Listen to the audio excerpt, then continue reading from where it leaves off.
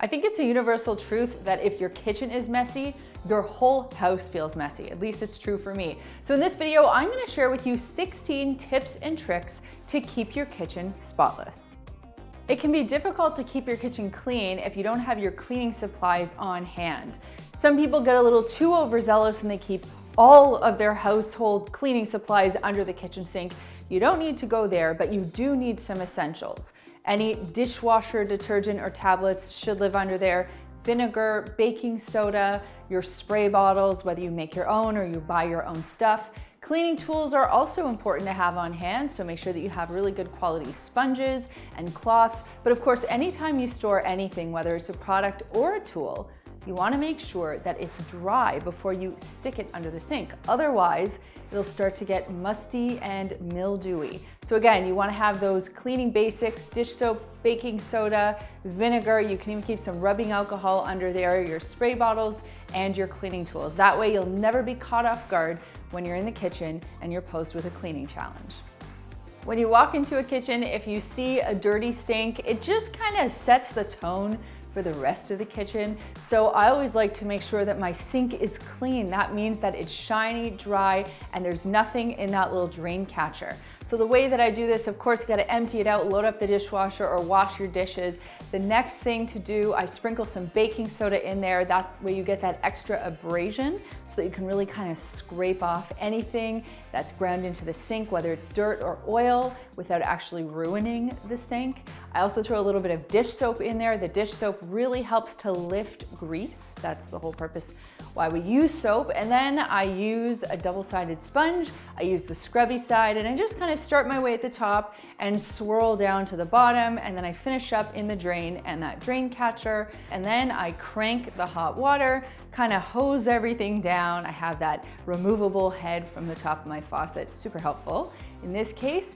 And the clincher is to take a microfiber cloth and buff that sink dry. The combination of the baking soda, the sponge, the hot water, and then buffing it, it's perfect. The right way to clean that little crevice between your countertop and your oven is to pull your oven out. But if it's too heavy or too time consuming, get yourself a butter knife and a cloth, and you can use this to kind of scrape whatever is stuck between that little crevice and kind of wipe it out with a dampened cloth. Super simple and makes a difference.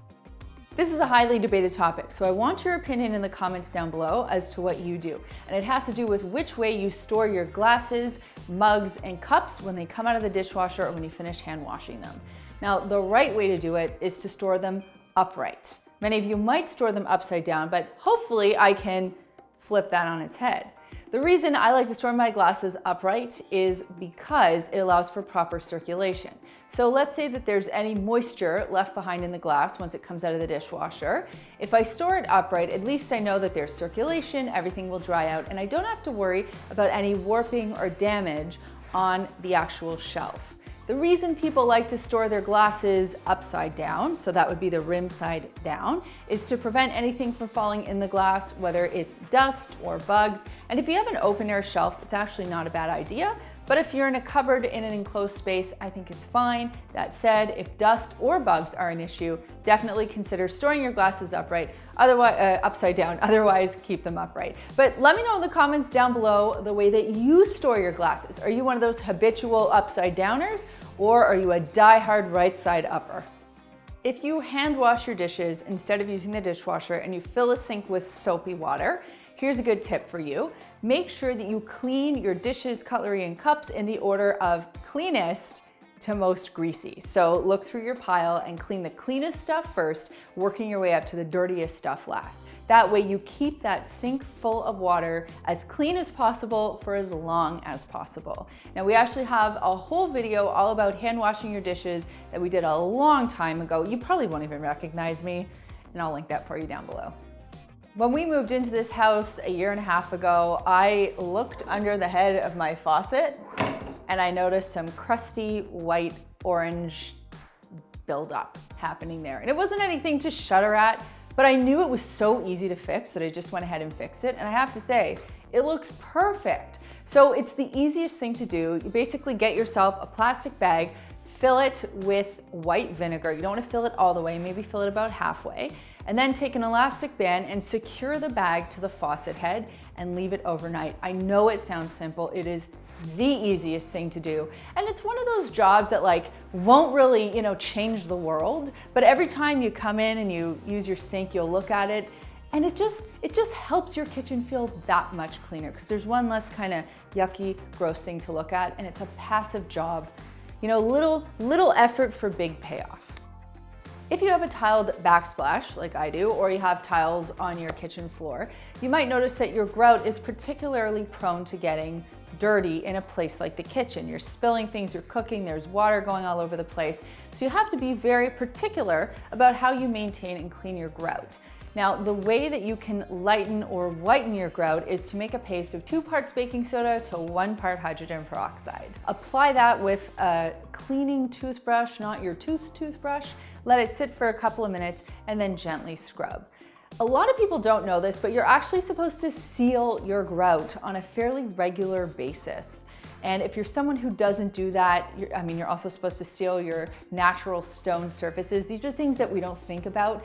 However, if you do that, it actually creates a barrier so that your grout never gets dirty. So if you're someone who notices that your grout is continually getting dirty, you might want to actually consider cleaning it and then sealing it. If you love making smoothies and soups in your blender, and I am a fan, you know how crusty that thing can get if you leave it for even a few minutes. So because both Chad and I use our blender every single day, we have a policy where as soon as you are done blending your thing, you take it to the sink, you add a little bit of dish soap, fill it halfway with water, pop it back on the blender base, and blend it for about 30 seconds, then dump out the water, give it a rinse, and let it air dry. It sounds so simple, but the blender can do all the hard work for you. And if you don't let everything dry to the side of the blender jar, you'll notice it's so easy to clean.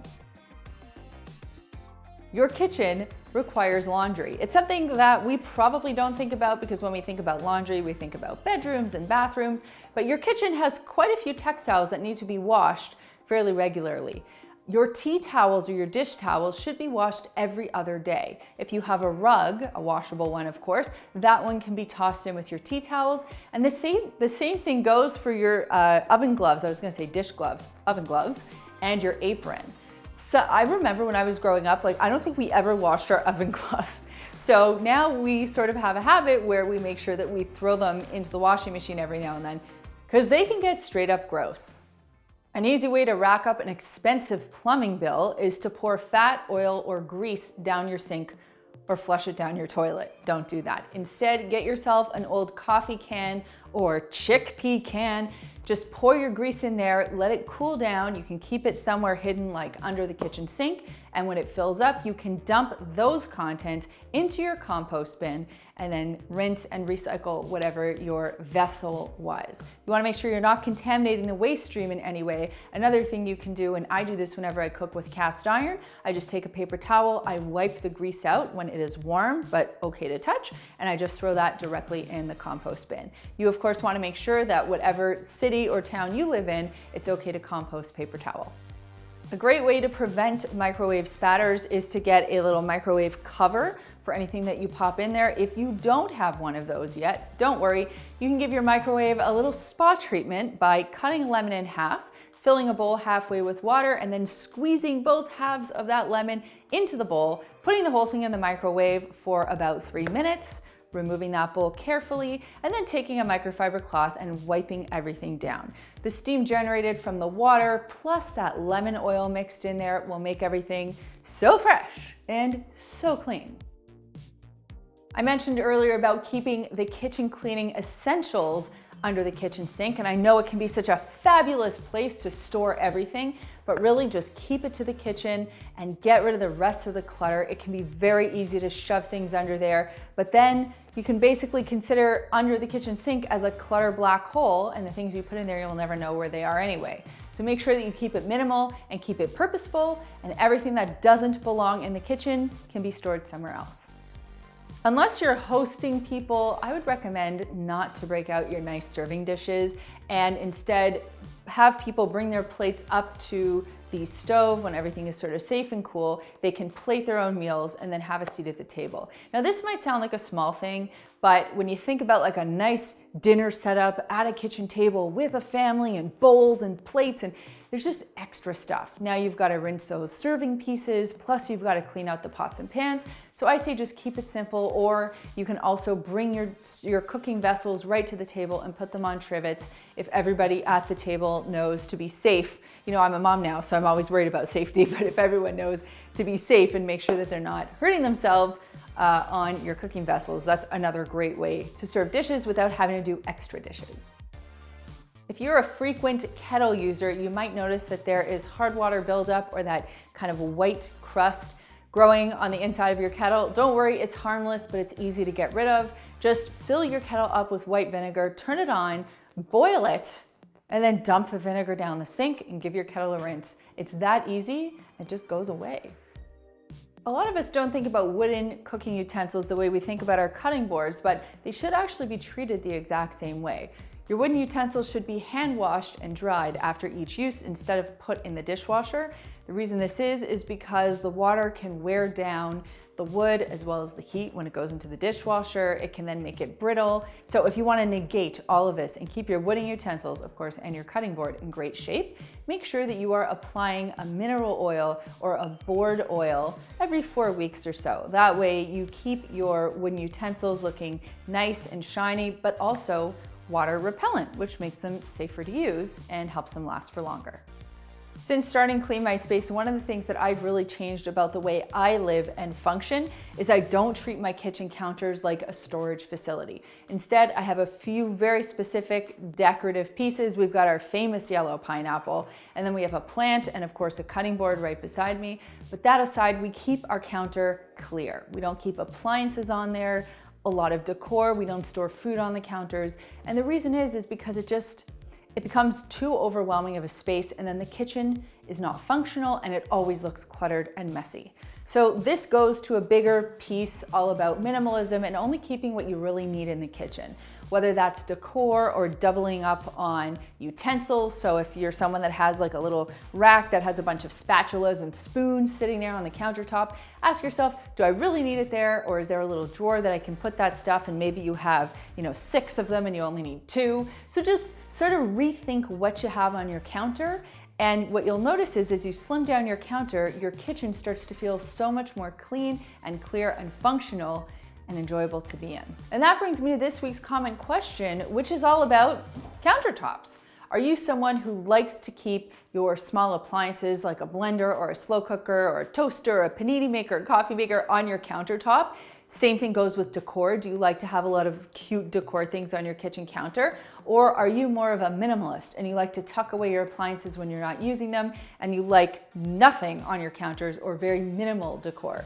I remember walking into a friend's house one time and his mom just brought home a giant porcelain chicken and it just sat in the middle of their island, and my friends and I were all like, so anyway, let me know your thoughts in the comments down below. If you haven't done so already, make sure that you subscribe to the Clean My Space channel by clicking this button right over here.